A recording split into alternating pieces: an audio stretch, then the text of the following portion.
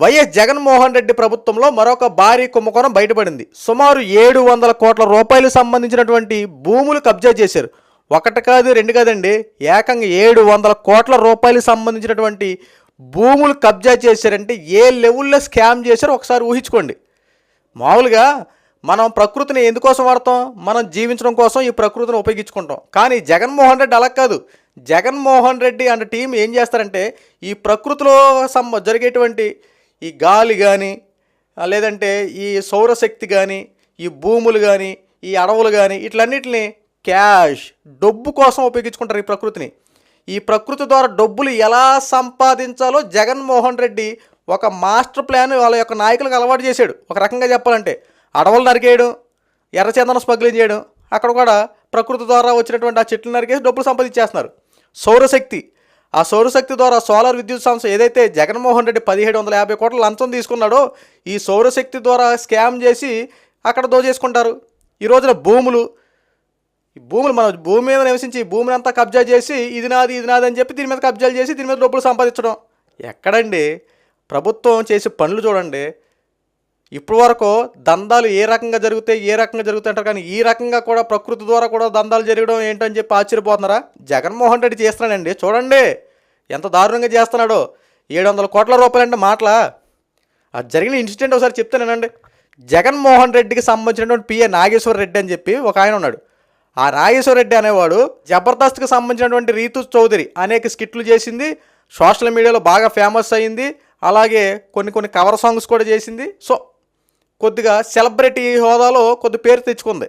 ఇలాంటి రీతు చౌదరి మీద ఈ 700 కోట్ల రూపాయలకు సంబంధించినటువంటి ఈ భూములు రిజిస్ట్రేషన్ చేశారు. అంటే బెనామీ కింద పెట్టుకున్నారు ఈ అమ్మాయిని. అంతేకాకుండా వీళ్ళందరూ కలిసి మరి ఏ రకంగా ఎలా జరిగిందో వాస్తవాలు బయటకు రావాలి. ప్రస్తుతం నాగేశ్వరరావు రెడ్డి అని చెప్పి ఈ పిఏ ఎవడైతే ఉన్నాడో వీళ్ళందరూ కలిసి వెళ్ళి అక్కడ సంబంధిత సబ్ రిజిస్టర్ను బెదిరించి ఆ భూములు మాకు రాస్తారా లేదా, మాకు రిజిస్ట్రేషన్ చేయండి, మేము ఏం జరిగితే మేము చూసుకుంటాం, నువ్వు చేయమన్నప్పుడు చేయండి బెదిరించి సుమారు 700 కోట్ల రూపాయలకు సంబంధించినటువంటి భూములు విజయవాడ ఇబ్రహీంపట్నం సంబంధించినటువంటి ఆ పరిసర ప్రాంతాల్లో కొన్ని భూములు, రాజమండ్రి సరిహద్దు ప్రాంతాల్లో కొన్ని భూములు, ఇక విశాఖపట్నంలో కొన్ని భూములు, అలాగా అక్కడక్కడ కొన్ని ఏర్పాటు చేసుకొని అలాగా 700 కోట్ల రూపాయలకు సంబంధించిన భూములు వీళ్ళు కాజేశారు, కబ్జా చేశారు. ఇప్పుడు ఆలస్యంగా ఈ వెలుగులోకి వచ్చాయి. ఎలా అంటే ఇప్పటికి ఇంకా బెదిరిస్తూ ఉన్నారు. ఈ రిజిస్ట్రేషన్లో కొన్ని ఏదో అవకతవకలు జరిగితే ఈ ఎవరైతే ఈ జగన్మోహన్ రెడ్డి పిఏనో తర్వాత ఈ రీచు చౌదరికి సంబంధించిన వీళ్ళు కొంతమంది వెళ్ళి ఆ సబ్ రిజిస్టర్ని బెదిరించేపాటికి ఇక ఆయన తట్టుకోలేక వెళ్ళి డైరెక్ట్గా నారా లోకేష్ గారి దగ్గరికి వెళ్ళి మొత్తం విషయం చెప్పాడు. సార్ అయ్యా పరిస్థితి ఇది, జగన్మోహన్ రెడ్డి ప్రభుత్వ హయాంలో సుమారు నన్ను ఇలా బెదిరించి ఇన్ని భూములు కబ్జా చేయించారు, దానికి నేను ఇదిగో పలానా సంతకాలు పెట్టని చెప్పి ఓపెన్ అయిపోయాడు ఆ సబ్ రిజిస్టర్. సో ఈ కొన్ని వాస్తవాలు వెలుగులోకి వచ్చాయి. మనకు వచ్చినటువంటి ఇంటర్నల్ సమాచారం ఇదంతే. ఇంకా వాస్తవాలు వెలుగులోకి రావాలి, దీని మీద దర్యాప్తులు జరుగుతూ ఉన్నాయి. ఏంటి కార్ఖాని అంటే ఇంకో విషయం అబ్జర్వేషన్ చేయాలి. ఇప్పుడు వరకు ఈ ఎంత స్కాము బయటకు వచ్చినా సరే ముఖ్యంగా సాక్షి పేపర్లు ఇప్పుడు వరకు దీని మీద వార్త రాలా. ఇది నిన్న వచ్చింది బయటికి. 700 కోట్ల రూపాయలకు సంబంధించిన భూములు కబ్జా చేశారంటే వైఎస్ఆర్సీపీ వాళ్ళు అని చెప్పి పక్క ఓదరగొట్టే వార్తలు వస్తున్నా సాక్షి పేపర్లో కానీ సాక్షి టీవీలో కానీ ఈ వార్త ఇప్పటి వరకు ప్రచారం చేయలేకపోయారు, ప్రచురం కాలేదు. ఇంకా అది కాకుండా జగన్మోహన్ రెడ్డికి సంబంధించినటువంటి అనుకూల సోషల్ మీడియా సంస్థలు కానీ కొన్ని టీవీ ఛానల్సే కానీ ఇప్పటివరకు ఈ వార్త మీద ఎటువంటి డిబేట్లు కానీ ఎవరు నోరు కూడా మెదపలా. ఒకసారి ఆలోచించండి. అంటే ఈ విషయం ఎంత కాంప్లికేటెడో ఈ విషయం వెలుగులోకి వచ్చిందని ఒకసారి చూడండి. 700 కోట్ల రూపాయలు అంటే మామూలు విషయమా? మామూలు విషయం ఏంటండి? ఎంత దారుణంగా దోచుకున్నారో చూడండి. భూములు కబ్జాలు ఒక పక్క సజ్జల రామకృష్ణారెడ్డి ఏంటో ఇడుపులపాయలో 200 ఎకరాలు దోచుకుంటాడా? ఇక్కడేంటో వాళ్ళకి సంబంధించిన బెనామీలు అందరూ కలిసి ఇక్కడ ఒక 700 కోట్లు అంటే బహుశా 200-300 సంబంధించినటువంటి ఎకరాలు దోచేసారు ఇల్లు. ఏంటిది? ఇది భూమా లేకపోతే మీకు ఏమైనా సంబంధించి దాదాగా మీ ఆంధ్ర రాష్ట్రంలో ఉన్నటువంటి ఈ దేశానికి సంబంధించిన భూమంతా ఈ వైఎస్ఆర్సీపీ పార్టీ వాళ్ళకి నాయకులకి జగన్మోహన్ రెడ్డికి రాసేసారా విచ్చలవిడిగా పనిచేసుకుంటాకి? పేదోడికి ఏంటో సెంటు స్థలం ఇచ్చి నువ్వేంటో కొన్ని వేల కోట్ల రూపాయలు అనుభవించడం కోసం ప్యాలెస్లు కట్టుకుంటావు. ఏందయ్యా ఇది? ఆంధ్ర రాష్ట్రంలో జరిగేటువంటి ఈ పరిణామాలు ఏంటయ్యా? తలుచుకుంటే బాధ వేస్తున్నాయి ఆంధ్ర రాష్ట్ర ప్రజలకి. సుమారు 500-700 కోట్లు అంటే మామూలు విషయమా?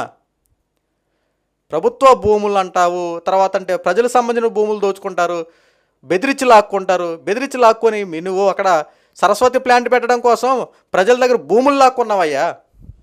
అక్కడ భూములు లాక్కున్నావు. సామాన్యుడు సంపాదించుకున్న భూములు దోచేసుకుంటామే, ప్రభుత్వానికి సంబంధించిన భూములు దోచేసుకుంటామే, అడవులకు సంబంధించిన భూములు దోచేసుకుంటామే. ఏంటయ్యా ఇది మీ పరిస్థితి? ఎక్కడున్నాయి ఆంధ్ర రాష్ట్రంలో భూములు? ఇంకేమున్నాయి? రేపు రాబోయే రోజుల్లో జగన్మోహన్ రెడ్డి ఒకవేళ ముఖ్యమంత్రి కనుక అయితే ప్రస్తుతం ఉన్నటువంటి పట్ట భూములు కూడా నాయే అని అంటాడేమో. ఆల్రెడీ ల్యాండ్ టైటిలింగ్ యాక్ట్ పెట్టాడు కదా, గుర్తు వచ్చిందా? ల్యాండ్ టైటిలింగ్ యాక్ట్ పెట్టి ఏం చేయాలనుకున్నాడు? పేరుకు మాత్రమే మన భూములు, పేరుకి మాత్రమే మన ఆస్తులు, కానీ అధికారం అంతా ఎవరిది? జగన్మోహన్ రెడ్డిది. మాస్టర్ ప్లాన్ వేసాడు కదా ల్యాండ్ టైటిలింగ్ యాక్ట్ పెట్టి. మన గత్యంతరం బాగుండి మన యొక్క ఏదో మనం నమ్ముకున్న దేవుడు గొప్పడు అవ్వబట్టి కూటమి ప్రభుత్వ అధికారంలోకి వచ్చింది, చంద్రబాబు నాయుడు ముఖ్యమంత్రి అయ్యి ఆ ల్యాండ్ టైటిలింగ్ యాక్ట్ రద్దు చేశారు. లేదంటే మన పరిస్థితి ఏ రకంగా ఉండదో ఒకసారి ఊహించుకోండి. కానీ జగన్మోహన్ రెడ్డి అయ్యాంలో ఎన్ని రకాలుగా దోచుకున్నారు ఒకటొకటి చూడండి. అన్నీ వెలుగు తీస్తూ ఉన్నారు.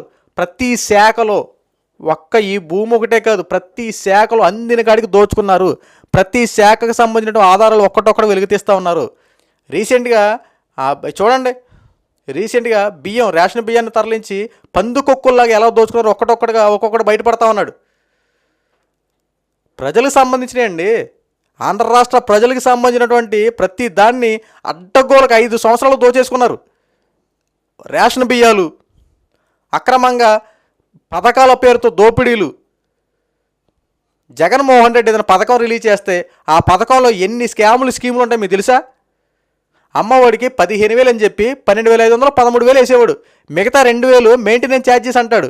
ఈ 2,000 కట్ అవుతున్నాయి అంటే నీకు 15,000 లెక్క చూపించి ఆంధ్ర రాష్ట్ర ప్రజల మీద అంతా ఈ భారం పెడతా ఉండంటే 2,000 కట్ చేసి ఎంతమంది దగ్గర 2,000 కట్ చేస్తే ఎన్ని కోట్లు అయ్యి ఉంటాయి జగన్మోహన్ రెడ్డి దగ్గర? ఇవన్నీ ఎవరు అడుగుతారు? పెన్షన్ 3,000 రూపాయలు ఉన్న పెన్షన్ని 250 రూపాయలు పెంచాడు. మిగతా 750 రూపాయలు జగన్మోహన్ రెడ్డి ఏం చేశాడు ఫస్ట్ సంవత్సరంలో? అంటే ఎన్ని 750 రూపాయలు ఆపాడు? ఆ 750 రూపాయలని ఆపి ఎన్ని కోట్లు అయి ఉంటాయి? ఈ కోట్ల డబ్బు అంతా ఏ రకంగా చూపించే లెక్కలో? అక్కడ ఏంటో లెక్కల్లో 3,000 రాస్తారు, ఇక్కడ ఇచ్చేది 250 రూపాయలు పెంచారు. 2,250 రూపాయలు ఇస్తే మిగతా 750 రూపాయలు లెక్క ఏంటి?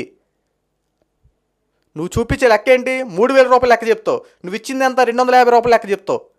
మిగతా 750 లెక్క ఏం చేసావు? ఇలాగా పథకాల పేరుతో దోచుకుంటాం, భూములు దోచుకుంటాం, కరెంటు ద్వారా సౌరశక్తిని ఉపయోగించుకుని పరిసరాలు మొత్తం పర్యావరణం ద్వారా కూడా దోచుకుంటాం. ఎక్కడ చూసినా దోచుకుంటాం. ఇంకేముందయ్యా? మనుషుల ప్రాణాలు కూడా దోచేసుకోండి. ఇప్పటికైనా ప్రజలు గుర్తించండి, జగన్మోహన్ రెడ్డి చేసినటువంటి జగన్మోహన్ రెడ్డి గత 5 సంవత్సరాలు చేసినటువంటి ఒక్కటొక్కటిగా అన్నీ బయటపడతా ఉన్నాయి. వాస్తవాలు ప్రజలు తెలుసుకోండి. గతంలో జగన్మోహన్ రెడ్డి చేసే ప్రతి పనిని ఒకసారి గుర్తు చేసుకొని ఇలాంటివన్నీ ఒకసారి మీరు మైండ్లో పెట్టుకొని రాబోయే రోజుల్లో ఇంకా ఎప్పుడైనా సరే కూటమి ప్రభుత్వాన్ని గెలిపించుకున్నా మీ యొక్క అడుగులు వేయండి, పరిపాలన ముందుకు తీసుకెళ్ళండి. ఈ జగన్మోహన్ రెడ్డి చేసేటువంటి ప్రచారాలు ఉంటాయి కదా, తప్పుడు ప్రచారాలు, వీటిని నమ్మకండి. కూటమి ప్రభుత్వం చేస్తున్న పరిపాలనకి సపోర్ట్ చేయండి.